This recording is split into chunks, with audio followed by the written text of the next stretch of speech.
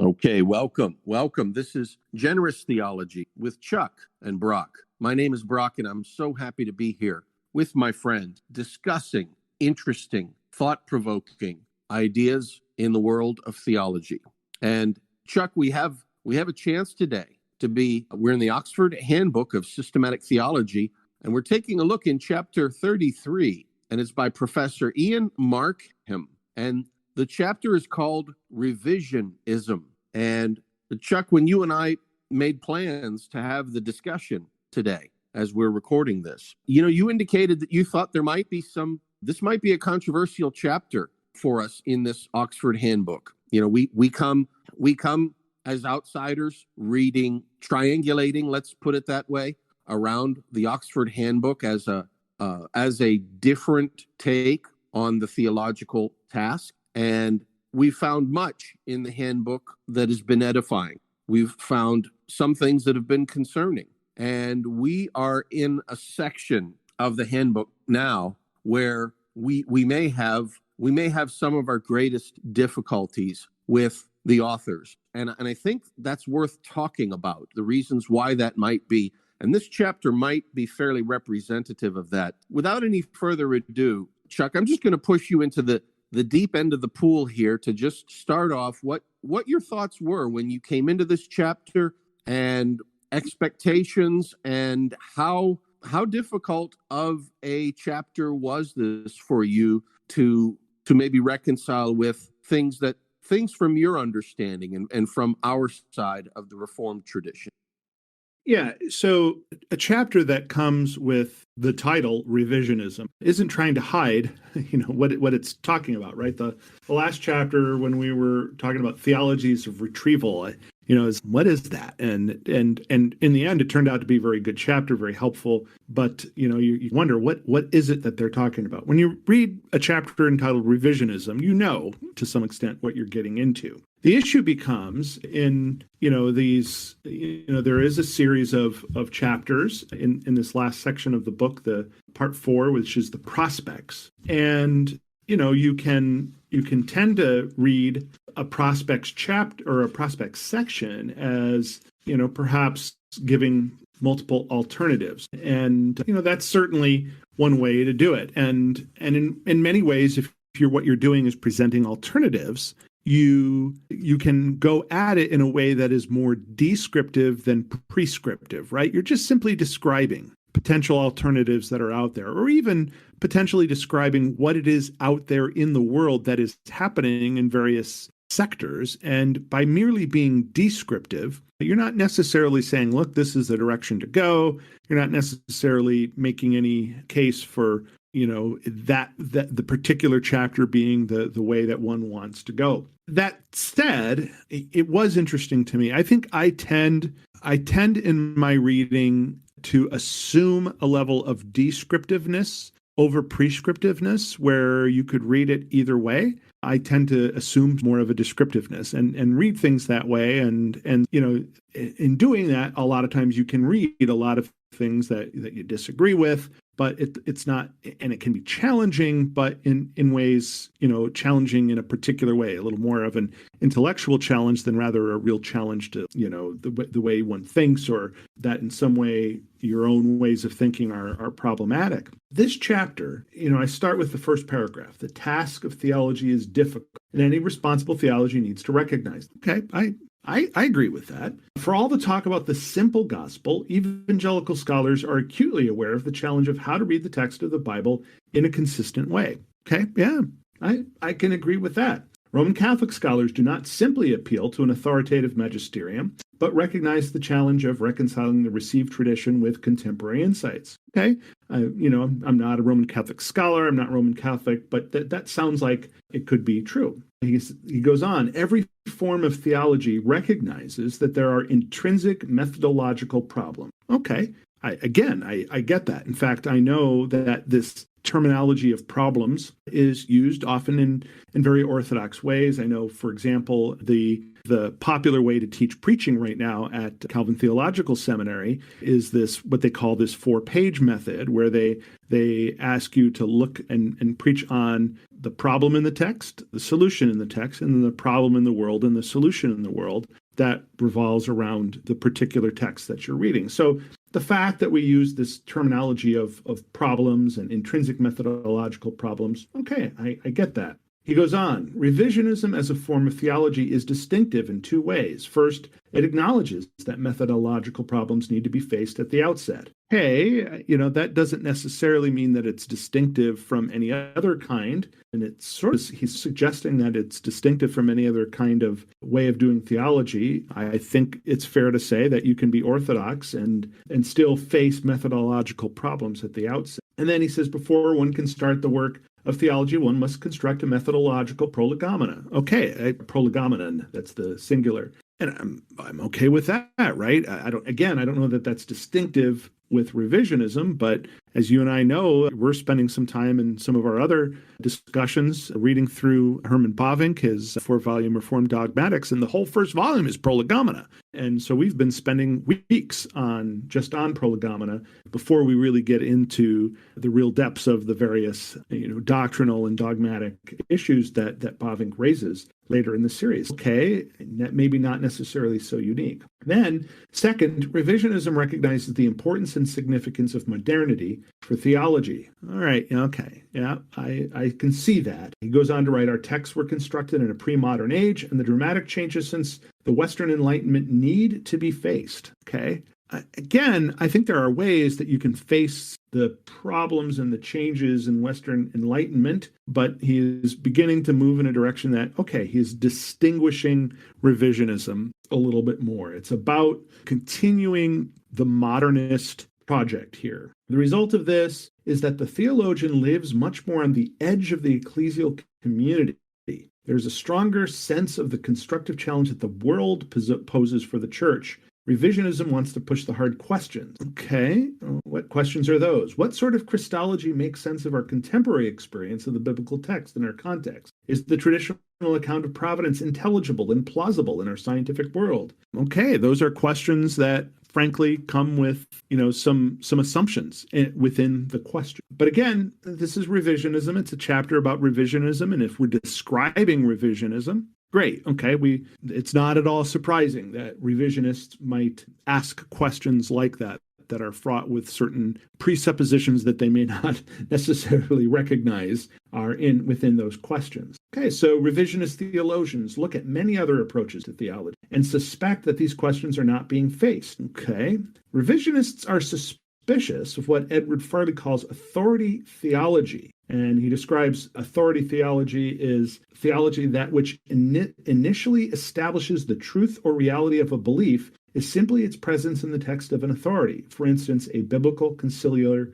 or papal text. Okay. So now what we're saying is that revisionists are suspicious of authority theology, and that includes people who, like most confessional Reformed, would in essence say that the authority of Scripture is paramount, right? That Scripture is the initial authority by which is never. We can go to other areas of authority, general revelation, but we would believe that those other areas of authority never contradict what we find in Scripture. So now, okay, he's describing a revisionism that is very different than Orthodox Christianity. And again, if you're just describing, okay. He goes on to admit, Markham writes, that to depart from authority theology leaves the work of the theologian and the articulation of a theology of God with severe problems. All right, well, that's true, right? I think we would say, of course, if you're departing from a theology that makes the Bible as the paramount, the Word of God, if you depart from that, that is going to leave you with severe problems. And then comes the next line. But this is required of us. It is it? And who is it required by? Who is requiring us to depart from authority theology? And not only that, Markham says this now, not in a descriptive way, but it is he himself, the author of this chapter, who's saying this is required of us. And the net result is that the theologian does not work directly from the texts, but attempts to discover what is at work to prompt the ancient authors to bespeak God as they do. Farley speaks for all revisionist theologians at this point, and it goes on from there. So interesting to me is that this this initial chapter, and we'll get into, what some of the other things that happen later in the chapter. And there are things we can learn from this chapter, no doubt. But it did strike me that more so than I found in in really any of the other chapters that we've read before,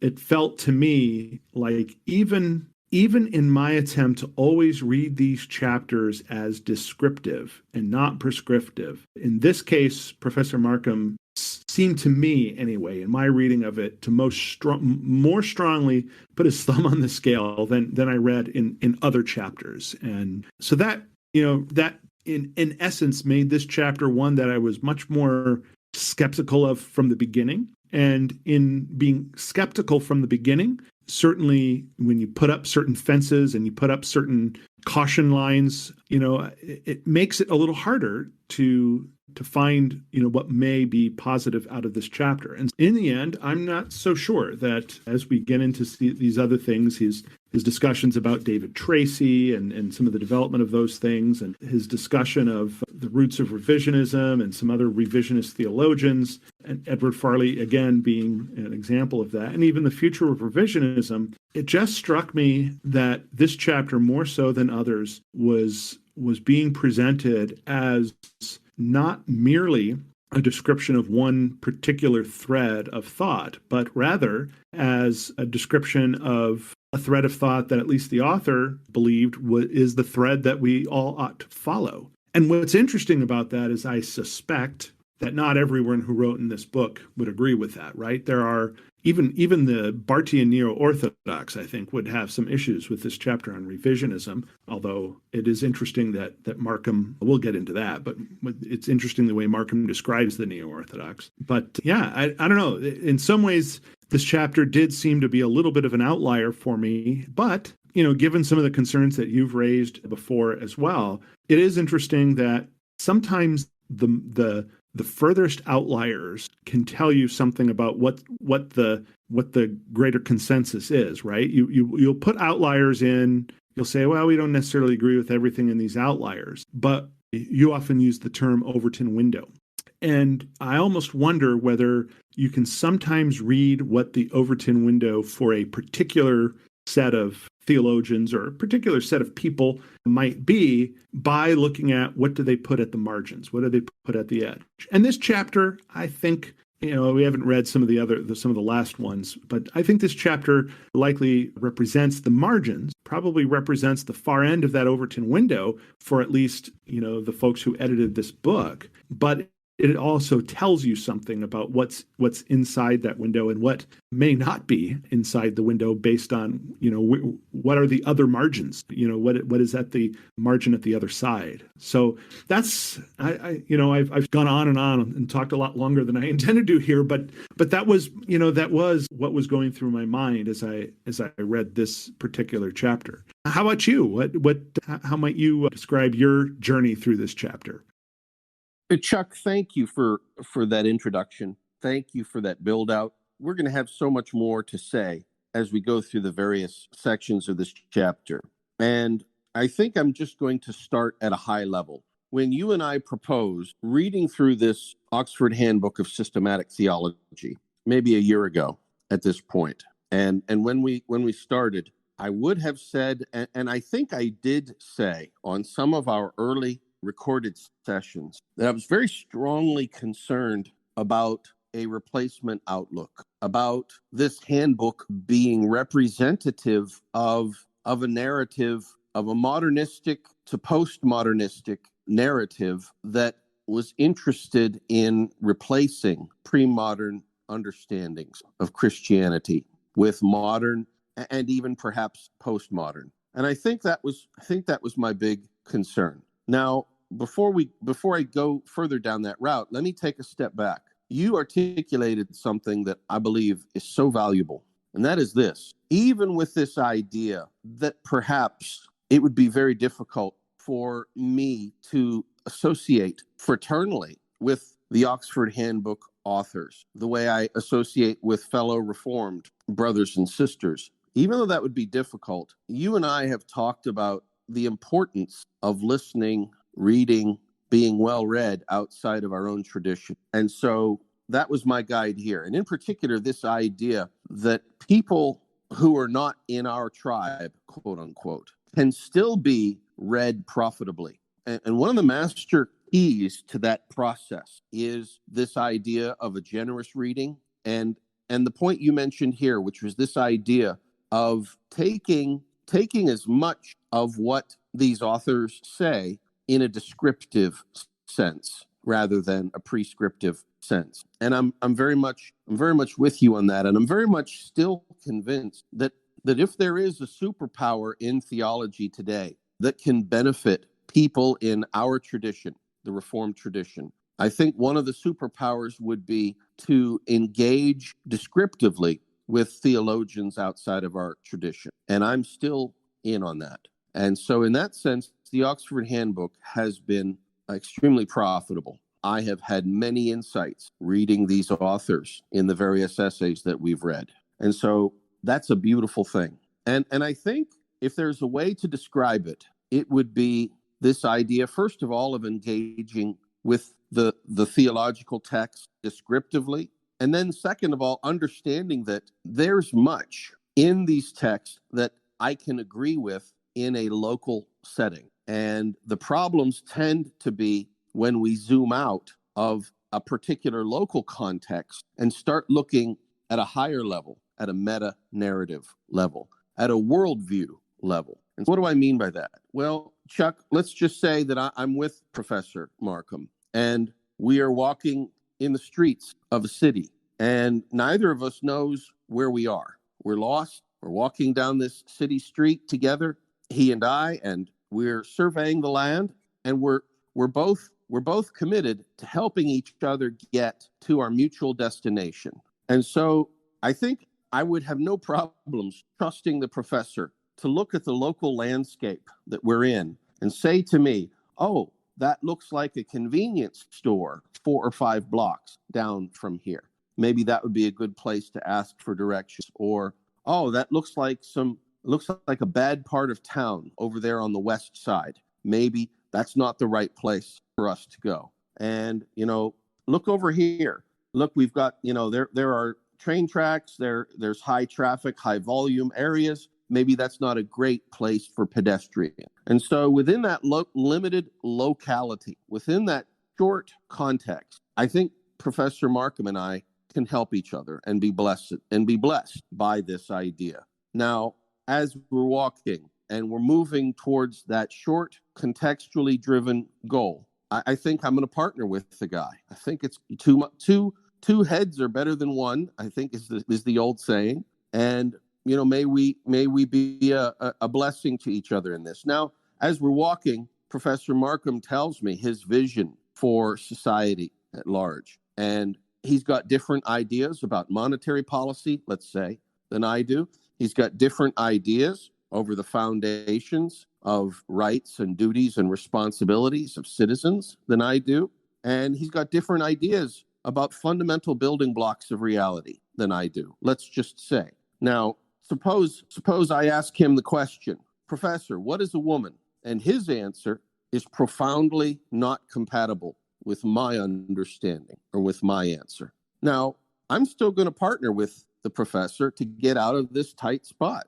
I think we can do that. I think there's enough goodwill that exists between us, good faith, that we can get out of our current mix, being lost in an unknown city where there's some potential danger, and we need to find some way as brothers to make it through together. But I'm absolutely not going to bind with him politically, for example. I'm not going to vote in the next election for the candidates he would like to vote for, perhaps. And there will come a time when he will say things in a different context that I would oppose. I would oppose those policy ideas. I would oppose those new definitions, the new narrative that come out of this. And so at a local level, Chuck, I think things are fine. I agree with you. There are lots of individual statements of fact and insight here. So, for example, the first sentence, the task of theology is difficult, he says, and any responsible theology needs to recognize this. Amen. I'm completely with the professor there. Then he says this, for all the talk about the simple gospel, Evangelical scholars are acutely aware of the challenge of how to read the text of the Bible in a consistent way. Boom. Amen. Again, when Professor Markham and I are looking in this local setting, there's so much here that benefits me. But like you said, there is at a higher level, if we zoom out contextually, there really is a parting of the ways here. And let me throw out one or two ways in which I've noticed this. So first of all, Chuck, there's an old saying, if your phone bill, you're going through and you're evaluating your phone bill with the phone company, and you take a look at the bill and, hey, wait a minute, there are some charges on that phone bill that, well, you don't remember them. And in fact, they just look like mistakes. So you call up the phone company's customer service and you say, hey, let's take a look at my bill together. You're talking with the representative and they say, okay, well, here's what those charges mean. Here's what's happened. And you say, well, I don't think I was signed up for those services, and I don't think those charges are appropriate for my rate plan. And so the customer rep listens and says, okay, well, we'll take the charges off and let's move forward. And okay, problem solved, right? Now you're going along and next month you get the phone bill and you take it out and you're looking at it just as a matter of your budgeting and surprise, surprise, there are more unexpected charges on there. And you say to yourself, that's weird. I thought we took care of it last month. And so you take a little moment, try to understand what's going on there, and then you give the customer service rep a call. Oh, okay. Well, that happened? Oh, that's weird. I thought we dealt with this last month. And Mr. Customer, I'm not exactly sure what's going on, the rep says back to you. I'm going to rebate those charges again. And so finally you hang up and, okay, things are taken care of now. And then, of course, the third month comes in. And by now, you have a sickening feeling in your stomach. And you open up the bill. And sure enough, there are some excess charges on there. Now, Chuck, after 4 or 5 months of this, any pretense that these are quote unquote accidents can really go out the window. And any pretense that this is a good faith relationship between me and the phone company over the bill, I think has to be called into question. And so let me throw this out here. When Professor Markham talks about revisionism, what's brought in to revise is a particular arm of theological inquiry from the last few centuries, in particular one of the modern arms. And what is not brought in is hardly anything relating to the pre-modern understandings. And so if revisionism here follows the professor's tack, it's hard to see that this is a good faith compromise over just being a complete replacement, the pre-critical stuff's out and the modern and postmodern stuff is in, and that's just how it is. And so pre-moderns like us have to really wonder, is this a good faith attempt? Now, I'm still interested in reading Professor Markham to see if maybe I can find some evidence that it is. But I'm on my guard, Chuck, and I think any reader from our perspective would be wise to be on their guard here with this in mind. And so what does that strike in you, and what are the kinds of things that you think about when you're trying to wrestle with these quote unquote good faith issues? Yeah, so I think one of the things that I primarily come up as red flags for me when I read through this, and perhaps where it can make it more difficult to read someone like this as a comrade in arms, is sort of an identification. What are we identifying as the enemy or as the thing that we are fighting against, or the roadblock, to use some less violent imagery perhaps. And my concern here is that we've identified completely different things. And when I read, for example, not Karl Barth himself, since I haven't read any of his writings, but when I read people who are either describing Barth, who are doing critiques of Barth that are generally positive, or who clearly come from that neo-orthodox Barthian perspective, it is much easier for me to do what you describe, which is to say, look, there are going to be some places where we're going to separate, where we're not going to necessarily be able to work in common. But generally, there are these areas that we can. And I do that because I can do that because I see that in many ways, neo-orthodoxy appears very much to be a reaction against what it sees as the excesses of liberalism, of 19th century philosophy and modernism. And that is something that I agree with. I may not agree with on all the texts. There may be points at which we believe that Barth and those who follow Barth might be too willing to synthesize things with modernism, but yet I can see that there is at least a sense in which we've identified those excesses of modernism as a problem to be overcome. Similarly, perhaps in we've read a number of Catholic theologians, and similarly, I think there are areas where often, and perhaps more often than sometimes the Reformed have been willing to go, but I think often we can work with Catholic theologians and again say, look, there are some things we're not going to agree on. We're not going to agree on your view of the magisterium. We're going to have some issues on what does it mean to participate in salvation, and that added to grace way of thinking. But with many Roman Catholic theologians, we also can walk arm in arm on a lot of issues, including again dealing with the challenges of modernity, dealing with the challenges of postmodernism, and sort of walking together to walk through those discussions and learn from each other. And we've identified some issues that we're very concerned about with modernism, or with certain ways that may, certain directions that postmodernism may be headed.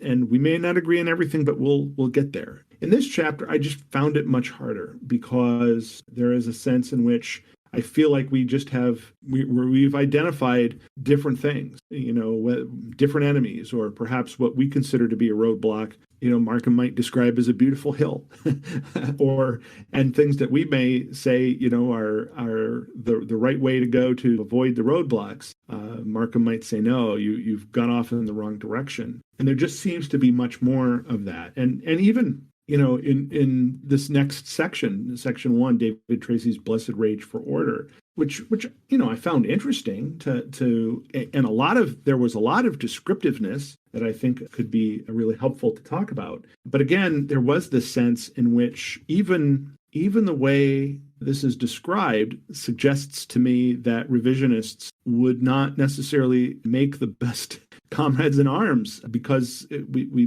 might be on just going in such different directions. For example, this is not Markham now. This is Markham describing David Tracy. But David Tracy says that the revisionist model really needs to be compared with 4 alternatives. One is Orthodox theology, which concentrates exclusively on the internal logic of the Christian drama, which obviously, right there, Tracy's saying this model is opposed to the model that most confessional Christians of various different stripes. You don't necessarily have to be the most fundamentalist of believers to fit within that Orthodox theology that concentrates on the internal logic of the Christian drama, right? And he's lumping everybody together. And he then says another alternative is liberal theology, which concentrates on the conversation between the tradition and secularism. Okay, also an alternative to that. Third, the neo-Orthodox theology of Karl Barth and others, which Tracy interprets as a continuation of the liberal tradition, which is also interesting that Tracy himself is saying, I'm neo-Orthodoxy, liberalism, they're the same thing, and we're not even with that.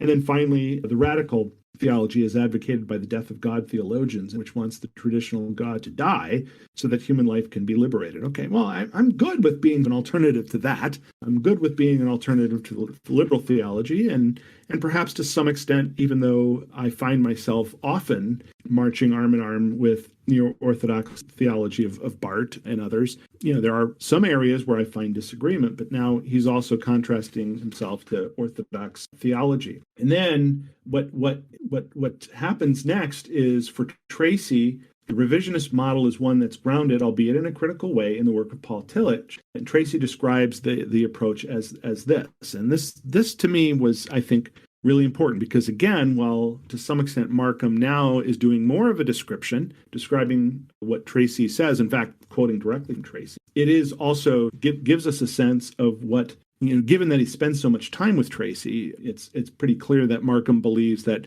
Tracy's view of revisionism is sort of a mainstream way of thinking about it. And so he quotes Tracy this way: with the relative strengths and limitations of liberalism, orthodoxy, and neo-orthodoxy, and radical theologies in mind, the revisionist theologian is committed to continuing the critical task of the classical liberals and modernists in a genuinely post-liberal situation. Okay, so what revisionism really is about is saying, look, we like modernism. We like this modern classical liberalism, and we want to continue that even into a post-liberal situation. We're in essence going to fight to keep that modernist way of thinking alive, even in a postmodernist situation that might question some of that. And again, I feel like that, while there is value to thinking critically about postmodernism, the idea of marching arm in arm with someone who is saying this is our brother in arms here because we're going to go be critical of postmodernism, but with someone who says, yeah, we're going to be critical of postmodernism because it isn't modernist enough, it isn't classically liberal enough, I feel like we've picked the wrong side of that, and so that is a concern to me here. It's really interesting that the communities that were identified, Orthodox theology, liberal theology, neo-Orthodox theology, and finally radical theology. So throughout the chapter, we hear this talk about a community of faith doing the creative task. And at the beginning of the four categories that are named, Orthodox theology comes first, and then liberal theology, neo-Orthodox, and then radical theology. But throughout the rest of the chapter, there's no engagement with that larger community. There's an engagement with one of the four, and that one of the four is presumed to be the path that's normative. And this seems disingenuous. There's an old saying that, what is it? Democracy is two wolves and a sheep voting on what's for dinner. And of course, that's an extreme situation. But I think we're used to this. For some reason, there is a very striking idea amongst moderns and postmoderns and radicals, to name three out of those four communities, that whatever we do, however we go, we can't go back to the pre-modern. And that's not the inclusivity that I was sold with the liberal tradition as a child. And so I think my response, by the way, this is not just Professor Markham. I find this systemic. And I say this as a conservative thinker living and working and moving in liberal and modern environments for 25, 30 plus years. And the way to the middle, here's my statement. The way to the middle is to move right. I'm going to say that again. The way to the middle is to move right. And as we go through this Oxford Handbook, and as we see in the prospects section, as well as themes and emphases in other sections with other essays, I've been very struck by the absolute absence of conservative voices. So the way to the middle is to move right. And I think that we have to push back and challenge here and ask, are we really synthesizing a way to the middle in this project, in this essay, in this chapter? Because if so, then I think we have to hold the whistle, hold a hand up, blow a whistle, put a stop to the momentum and say, the way to the middle is to move right. Now, one of two things will come of this. The folks we dialogue with who want to build a Christianity that's very much in line with the systematic theology outlined in this Oxford Handbook, they'll have a response to our pushback, and it will be what it will be. And I can imagine a couple of responses. One response is, of course, to just continue, just not listen. We've moved forward. We've we've made our decision. We've chosen our path, and the path forward is, for example, the way Tracy is in his book that Markham is referencing here. Or there are other alternatives that are more or less synthetic. And that's going to be an interesting thing to me. I would love to see this engagement. I would love to see the dialogue between folks. I would love to be able to ask Professor Markham the question, how can this systematic theology be a community theology and yet leave that out? Now, in the abstract, maybe there are good reasons. However, I find, Chuck, that it's 25, 30 years that I have of contextual community life with moderns, with postmoderns, and it's not looking good.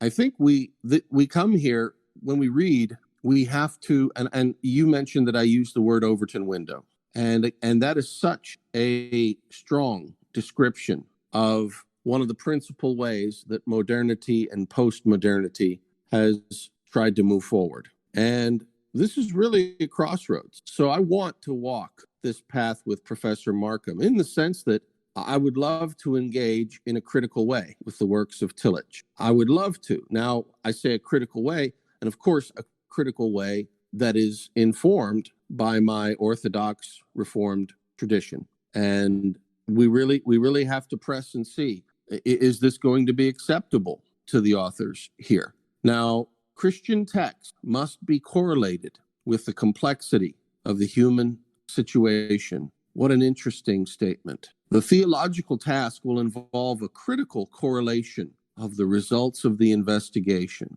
And we want to see that this revisionist model, one of the things that Professor Markham says, quoting Tracy, is the two principal sources for theology are Christian texts and common human experience and language. And so now I'm back with Professor Markham again, and we are together in a city, lost. And I asked Professor Markham the question, what is a woman? I think the definitional questions like this are really where this is coming to. And so I want to spend more time in this chapter going through the maze of twists and turns, and I don't mean that pejoratively. I really enjoyed reading Professor Markham's reflections on Tracy and the development of Tillich's theology, even though I don't share that. I want to go through that. But must we go through, we in the Orthodox community, must we go through as outsiders? I think the answer from this chapter is yes, and that's very concerning. Chuck, let me throw it back over to you. Were there some particular features that Markham's bringing out in Tracy that you were sympathetic to and that you felt had a positive and insightful contribution to give? Well, there were a few things that were at least interesting and I think helpful in understanding revisionism. You at the end there started quoting some of the 5 theses of the revisionist model that Tracy provides. The first being that the two principal sources for the theology are Christian texts and common human experience and language. That I think, narrowing it down that way, I think is really helpful. It tells us exactly what the revisionists are going to use. They're not jettisoning the Christian text, but they are putting on the same level common human experience and language. Second thesis, which you also quoted, the theological task will involve a critical correlation of the results of the investigation of the two sources of theology. Critical correlation, meaning that each is as subject to criticism and in the same way, and which means that Christian texts are just,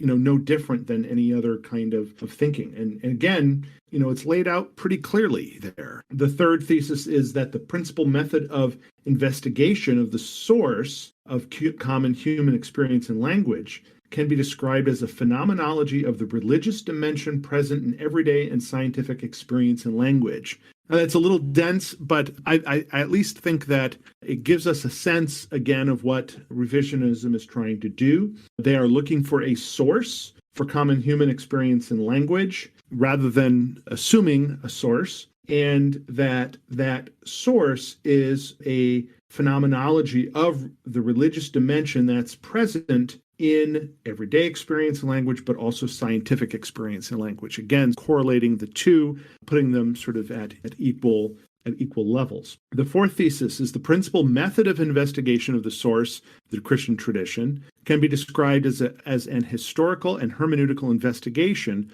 of classical Christian texts. Okay, if we're looking to see what the Christian tradition is, we're going to look very closely at the historical and hermeneutical investigation of those texts. That, all by itself wouldn't be problematic, but of course it's coming in the context that I've just described. And then finally, the final thesis is to determine the truth status of the results of one's investigations into the meaning of both common human experience and Christian text. The theologian should employ an explicitly transcendental or metaphysical mode of reflection.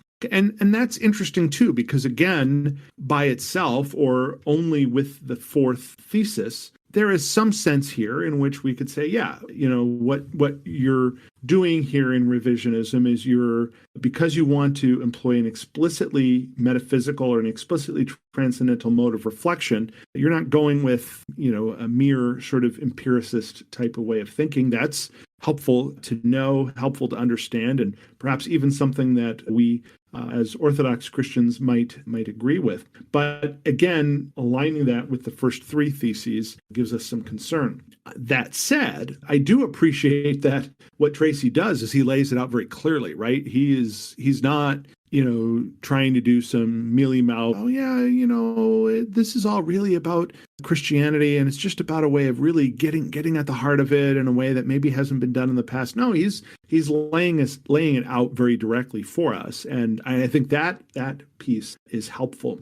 One other thing I think as well that I just wanted to mention here, and this maybe relates a little bit back to what we were talking about a few minutes ago, and sort of the concern about what is within the Overton window, and your comments about to get to the middle, you move to the right. I fear, frankly, that the revisionist project and where the revisionist project wants to take even this theological work focusing on modernism and where it wants to take postmodernism. When one puts certain thinkers like Orthodox Christians outside even of the margin, basically saying, now you're not included within the range of ideas, and even accepting that revisionism is on the far end of that range, on one end of it. My concern is not only does that make it difficult for us to engage because they want to put us beyond the pale, I think there's also another concern that happens, which is that there are many Christians who, with the experience of being rejected as being outside the pale, no longer have any desire to engage in any way. And it's understandable, right? If somebody says to you, your ideas are dumb, I'm not really going to engage with it. There's going to be a tendency, to react back like, well, I'm dumb, you're dumb, and to end any kind of engagement at all, leading to a sense in which that sort of, there is always the concern that Orthodox Christians will no longer spend any time engaging with these other influences in the world, to the point that not only are we not engaging with them for the purpose of maybe gathering, even if it's just doing some description, gathering some beneficial insight that we may gather into our own tradition, but there is also the sense that we're not going to have the opportunity to learn, from those things where we may actually have, maybe not with revisionists, but with others in this Oxford Handbook way of thinking, where there are maybe places where we could be marching arm in arm, where we could be walking together and engaging in ways that could be really helpful.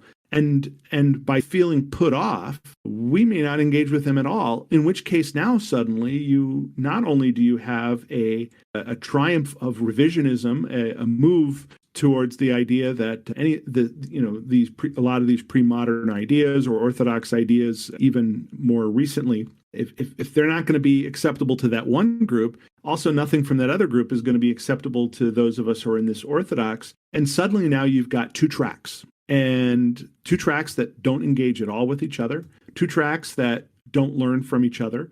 And again, I'm not saying to learn so that we can do the synthesis, but because there can be some benefit learning. And I think that's actually to the detriment of orthodoxy as well. And what I would hate to see is, and I don't always using right and left here because I think those tend to be more political terms, and theology and politics don't necessarily line up that easily. But just to use those terms because they're terms that people speak of. If all of a sudden you have one track way over on the left and one track way over on the right, and never the twain shall meet, my concern is that in the end you lose something. And just as there may be a desire to always move to the right when you're marching with the folks doing the Oxford Handbook, there is a sense in which at times we may need to march people to the left from that other way of thinking. And before we started recording, I mentioned that I was with one of my other book clubs. I'm reading a book. It's a book called Reading While Black by Esau Macaulay, and it's subtitled African American Biblical Interpretation as an Exercise in Hope. And Macaulay is obviously an African American theologian and pastor as well. And one of his concerns has been that to some extent that sort of two-track way of thinking has really impacted African American scholarship. Because on the one hand, there is, again, I don't like left and right in a theological context, but let's just use it for the purposes of being understood. There's a left track, a progressive track, and certain theologians are welcome in that. And there's a sense in which certain African American theologians are welcome in that track because they're tracking with sort of the European and North American liberal philosophy, some way of thinking. And then there's this other track, which is sort of on the evangelical right, which, because of concerns, often declines to engage even with the more conservative African American community out of a concern that there's not much to learn there because of a fear that certain concepts that come out of the African American tradition just seem like they might be on that left track, even if they aren't always. And part of Macaulay's point in his book is that we need to strengthen sort of that more orthodox, more conservative theological tradition within African American theology, but we need to do so in a way that doesn't just capitulate to one particular way of thinking, but also understands the African American context, because there can be much that might be learned there. And his fear has been that by sort of not fitting in either of those tracts, and because there is a portion of the African American tradition that has fit more into that modernistic track, although he would argue that that's not anywhere close to a majority of African American believers, that once again, African Americans just end up being marginalized and forgotten, and their voices not really included really in either track. And that's a concern. So I would also say that as I finished up this chapter on revisionism, that grew also to be a concern here. Not only a concern that this chapter falls on a fringe that's just a bridge too far for me, and perhaps also shows that that Overton window, or sort of that range from fringe to fringe that's acceptable, has moved in a direction that maybe goes beyond where I would be happy with it, is also then my concern is those who are left out of that don't have anybody to engage with, and there's a concern that you go off in certain directions because of not having a little bit of a pull, and you go off into directions that those on the quote-unquote right also need to avoid going into. Two tracks that don't talk to each other, that don't have ability to have a little bit of a sense of gravity towards each other. I think that's a problem, and it's something that definitely concerns me going forward within the church. At the end, was this a good chapter to read? Yeah, it was a good chapter to read. Less so for, in some ways, less so for the content, although again, as described, sort of those five theses that are described, and some of the other development that goes on in looking at not only Tracy but Tillich, Robert Neville, A.N. Whitehead, some others, Edward Farley, who we've mentioned before. There's some good description there of what's there, but more because in some ways, reading this chapter almost as, this is the fringe, but this is still an acceptable fringe, and that leads us to think about how do we engage with that, and how do we deal with the fact that perhaps, frankly, folks who are much more conservative than I, who might hold to some things that I don't necessarily agree with, in for example, in our own Dutch Reformed tradition, there is that, anti-common grace tradition that you see among, for example, the Protestant Reformed and to some extent the Netherlands Reformed. Well, I disagree with that perspective, but yet, if we were to toss them out and just say we're not even going to engage with them, that would be a problem. And in the same way, those who are doing this Oxford Handbook, I think they also need to be cautioned not to throw out those that they think are just a little too far over on that right side, again, to use that terminology. So that, to some extent, that's what I really got out of this chapter, more so than the description. Thank you, Chuck. That's a beautiful clarification. And I think people could easily misinterpret what we say here with respect to these issues. And in particular, I made a statement that I'm going to make it again, and then I'm going to try to add a little clarifying context. And so the statement here was to anyone who is reading this Oxford Handbook of Systematic Theology and kind of thinking, I want to build my understanding of Christianity around the way this handbook leaves of and outlines the landscape of theology. And the statement was, the way to the middle is to move right. And that could easily sound partisan. There could be somebody listening here who says, oh, Brock, you're just like all the other conservatives. You point the finger at Professor Markham in this chapter for wanting to take things left, but all you want to do is the same thing. You just want to go in your direction. And I think that's a fair response.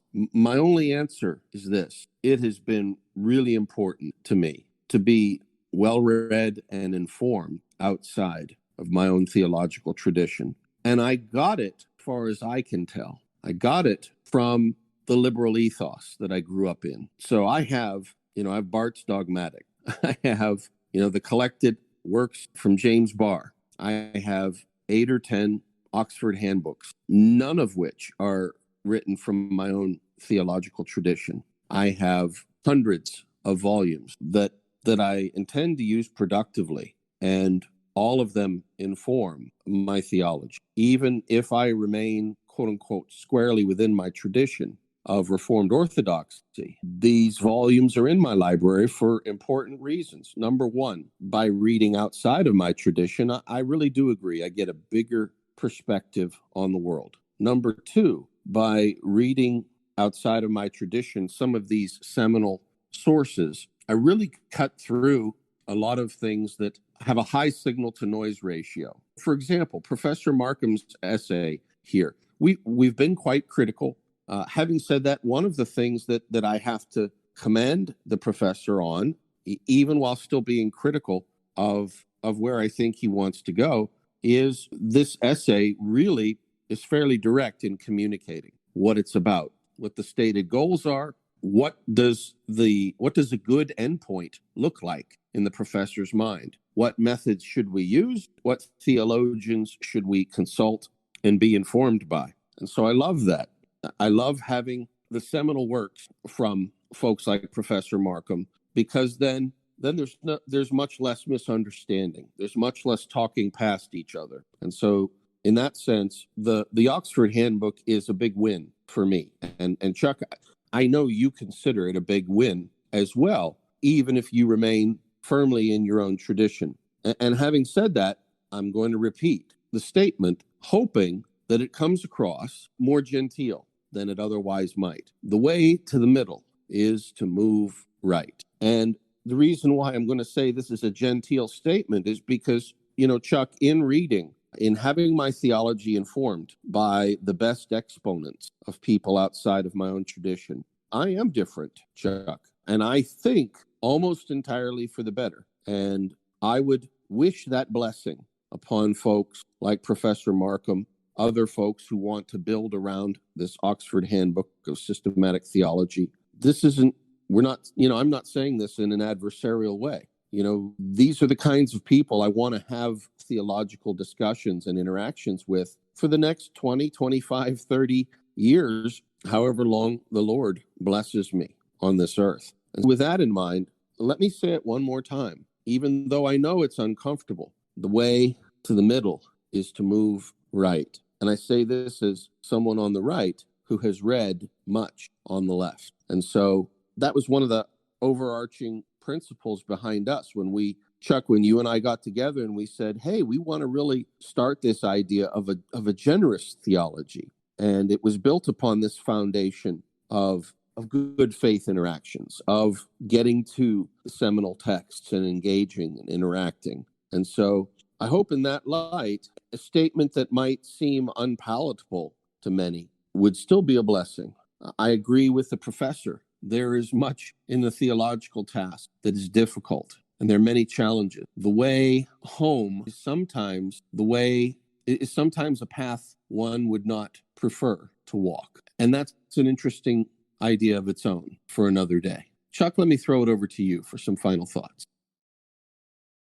Well, I think your final thoughts were good ones. In the end, while I might not use exactly the same words that you do, I do think that when we close the window of acceptability to certain Christians, we're going to be in trouble when we do that. And to some extent, it does appear that there is a sort of a wing of the Christian church, maybe not all Orthodox thinkers, but certainly a chunk of them that seem to be outside, at least either at the fringe or even outside the fringe, and cutting folks like that, and that perhaps we're included in that. It's not 100% clear to me, but certainly people just not too far to the right of at least where I am certainly appear to be outside of that fringe of acceptability in this group, and I think that's a problem. And if we're going to be honest about really trying to learn from everyone, from every Christian, we're going to have to be generous about that, and that includes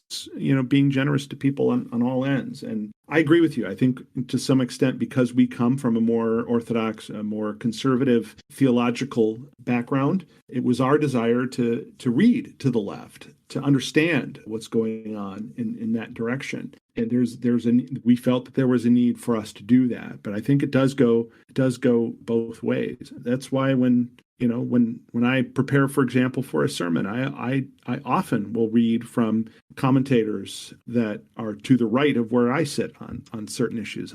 For example, within the Reformed tradition, I tend to be more in the egalitarian and not the complementarian side. But I want to read those complementarian thinkers. I want to read those who look at the text in that way, because if I just ignore them, at some point that's going to be to my peril. And I think that same sort of willingness to read to both sides, really needs to apply to everyone. And while we certainly can't force anybody to do that, I think what we can do here and what we have been doing here is commenting when it does appear that at least, a group has done that. And in this Oxford Handbook, again, a lot of good stuff here, a lot of stuff that we can absolutely learn from. But yes, that remaining concern that perhaps the room between the fringes didn't leave room for some important folks who need to be heard. So I'm glad that we read this chapter, not only to get some insight on revisionism, but also because of what it tells us a little bit about how we engage with others and how,